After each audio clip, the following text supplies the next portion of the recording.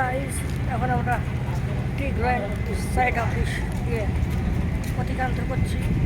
এটা পানি উন্নয়ন বোর্ড বিভাগ, শ্রীরামপুর, রাজশাহী। ওখানে আমরা যখন যাবো আরও কাছে, তখন আরও সুন্দর আপনারা দেখতে পাবেন।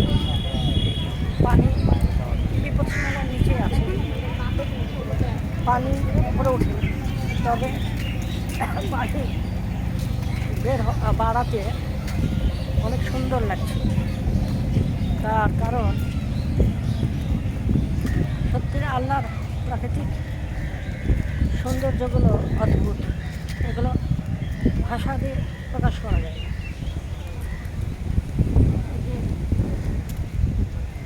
মৌলানারা বলেন যে যদি সমস্ত পানি কালি হতো আর সমস্ত গাছ যদি কলম হতো, তাহলে আল্লাহর নিয়ামত, আল্লাহর শুক্রিয়া, আল্লাহর গুণগান লিখে শেষ করা যেত না।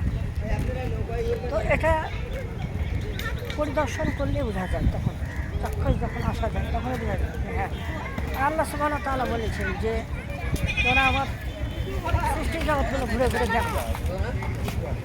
তো এই জন্য আমরা এসেছি, দেখছি, খুবই মজা করছি। নামাজ আজান হয়ে গেছে অবশ্য, কিছুক্ষণ পর আমরা নামাজ পড়বো।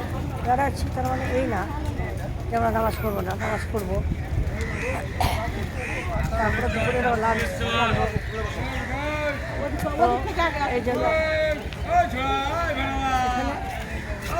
এখানে সমস্যা না, সুন্দর সবাই আসছে। পানির ঢেউ আছে, ঢেউ পানিগুলো পানি আছে বেড়েছে,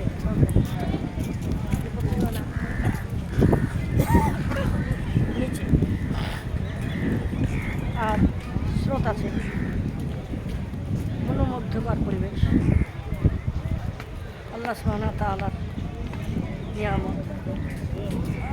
একটি বাদ মানুষের যে ভয় ভীতি ছিল যে সে হয়তো ডুবে যাবে, কিন্তু না, এটা আসলে সৌন্দর্য দিতে। এখানে কাশফুল দেখা যাচ্ছে, সুন্দর কাশফুল। হয়তো পানি পরবর্তীতে